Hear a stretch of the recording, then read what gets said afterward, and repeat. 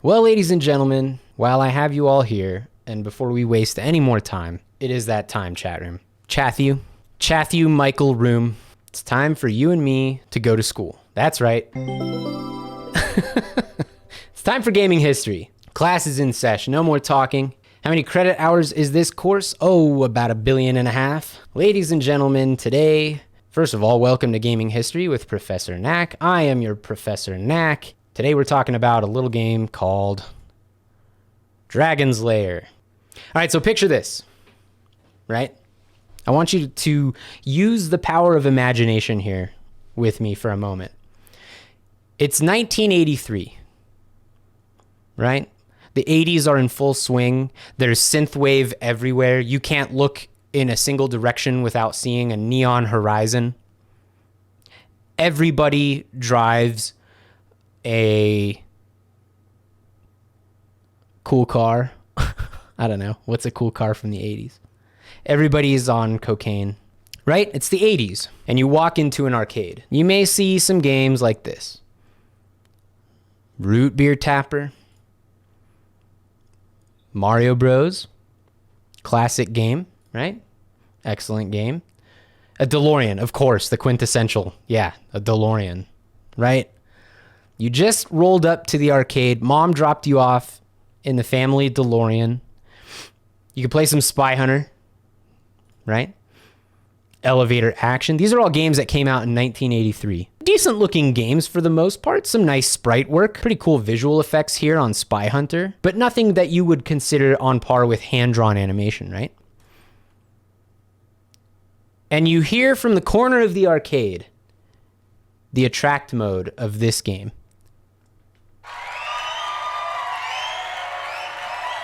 Thank you so much. Dad Tries Gaming, welcome. A fantasy adventure where you become a valiant knight on a quest to rescue the fair princess from the clutches of an evil dragon.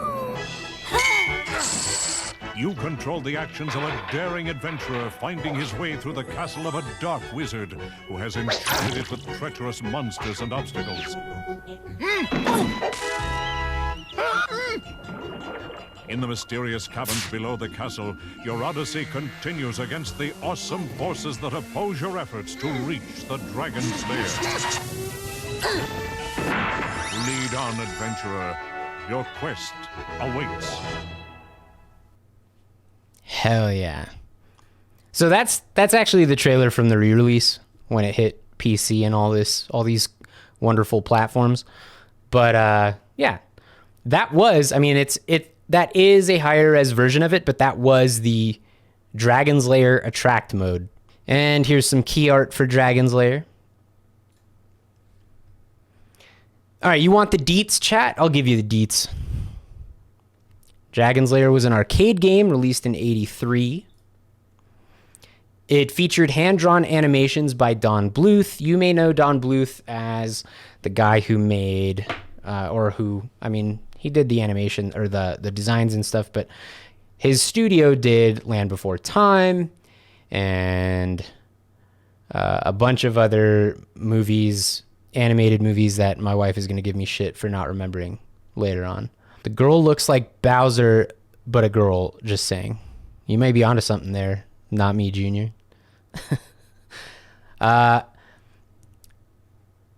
So, hand-drawn animations, which was a huge deal.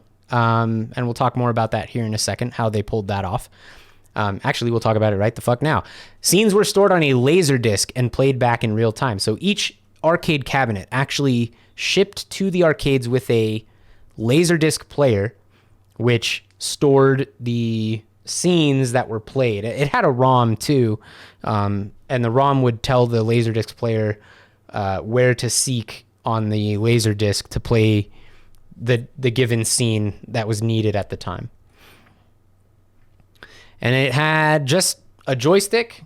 So yeah, Secret of Nim. Yeah. Secret of Nim, which we actually went and saw at a theater locally when Don Bluth was doing a tour, and he came out and talked about Secret of Nim. He talked about Dragon's Lair.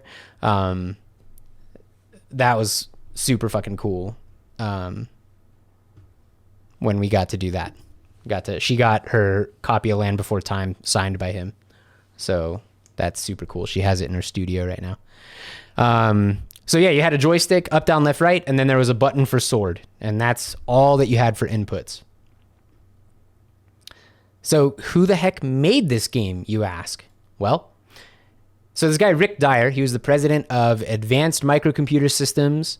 He kind of came up with the idea for an adventure game, and that kind of turned into, hey, well, we could use laserdisc technology in order to be able to play the scenes for the game. And he designed the gameplay.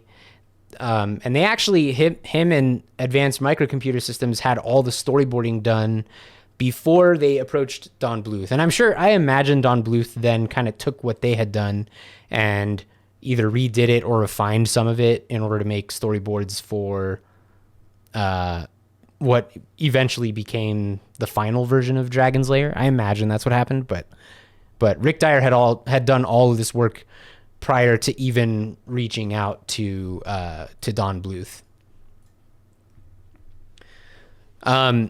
So the idea to have full motion video be played from a Laserdisc actually came from a Sega game called Astron Belt. So Sega was, I'd have to go back and look. They were certainly before Dragon's Lair with Astron Belt using a Laserdisc. But the thing about Astron Belt was it wasn't just the footage from the Laserdisc that was put to the screen, that was printed to the screen. There was also sprites, player-controlled sprites and stuff, and the images that were being played off the Laserdisc served more as just a background image. So it was like having sprites do normal sprite things, but with fancier animations in the background, which is still a cool idea. But Rick Dyer had the idea, well, what if we just got rid of the sprites entirely and we just had all of the gameplay elements be part of that hand animation? And so, speaking of Secret of NIMH, after that movie came out, he realized that Don Bluth was probably the man for the job. And so he approached him and explained this idea, and the rest, as they say, is history. So how the heck did they make this video game? Well, it cost them $3 million, and it took 7 months to complete. And this is just after Don Bluth joins the project. Rick Dyer had been working on this for years beforehand. My nose got itchy. So Rick Dyer had this idea, had worked a lot of the, like I said before, the gameplay stuff, all that out, and then hands it over to Don Bluth. Don Bluth and his studio get it done for $3 million in 7 months. There was no budget for models. So all of the drawings of Princess Daphne end up being based on Playboy models that the animators brought into the studio. Or sorry, not Playboy, like not Playboy models, but issues of Playboy that they used in order to have reference material to animate Daphne. And they also had no budget for VA. So all of the VA is done. There's only one professional voice actor on the whole project, and that is for the attract mode that we just saw. Everything else, like Daphne's voice and Dirk the Daring, both were just animators at the studio who lent their voices to the characters. In total, there were 22 total minutes of footage of animation produced, which is 50,000 frames. But if you play the game perfect, no deaths, it takes 12 minutes. So if you play the game perfectly, you will only ever see 12 minutes of that footage. Which, I mean, look, 1983, 12 minutes of footage right there at an arcade cabinet of hand-drawn animation that you are playing through. To me, that seems pretty cool.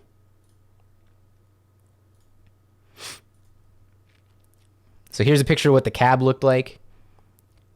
Does that include the intro and credits? I think so, yeah. Also, yeah, I don't know if I've ever seen the credit sequence. Good question.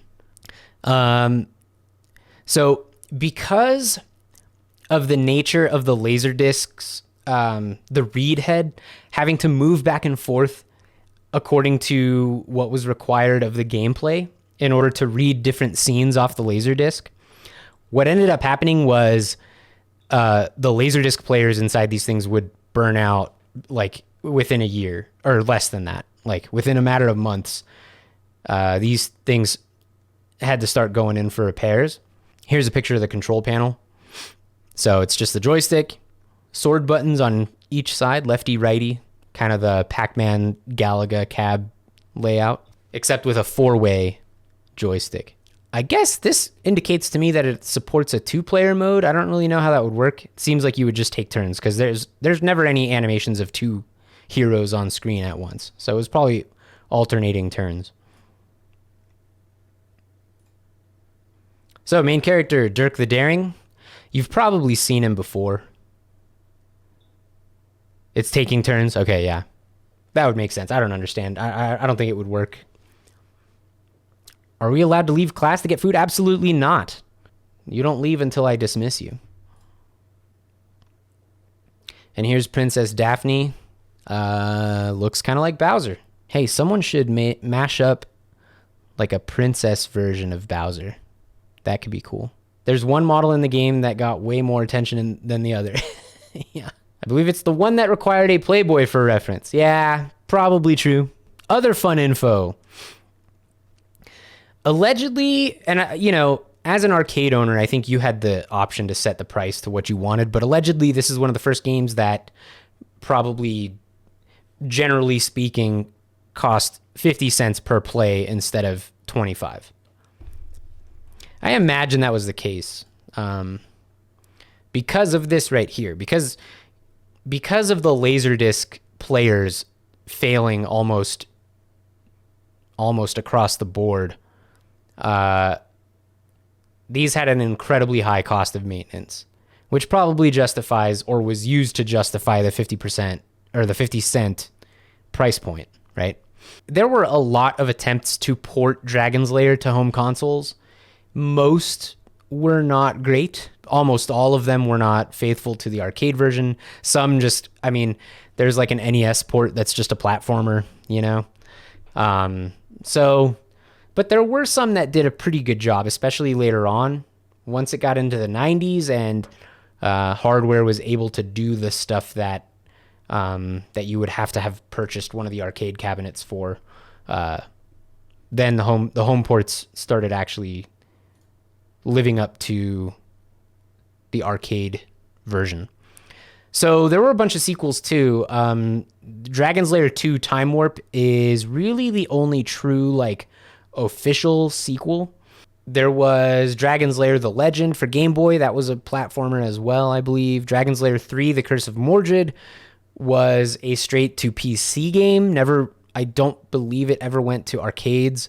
And I guess you might say that it is actually mainline, right? Canonical Dragon's Lair game. And then there's Dragon's Lair 3D, which was, I've never seen footage of it, but I imagine it is also not great. But I don't know, maybe it's good. Why would they even attempt to port a game with hand-drawn animation? I imagine because the Dragon's Lair name meant that it was going to sell some copies, right? And they're basically banking on getting sales from just that, having that name on the box, right? There was also an animated TV series, short-lived animated series in the 80s. I've also never seen any of that. Couldn't tell you if it's bad or good or what. And then a comic book series. And there have been talks of a movie for years and years and years. And in fact, when I saw Don Bluth with my wife, and he did a Q&A session with the audience, he was asked about Dragon's Lair. He said he still hopes for a Dragon's Lair movie to happen. He just doesn't know when it's going to be. And of course, that's the type of thing that takes collaboration from all sorts of groups of people and companies and studios and blah, blah, blah. So that's it. It's approved by Netflix. Really? That would be wild. Ryan Reynolds was cast. Damn, Ryan Reynolds actually is a perfect Dirk the Daring. Anyway, class is dismissed. But stick around for more great streaming content right here on Little Doctor Games.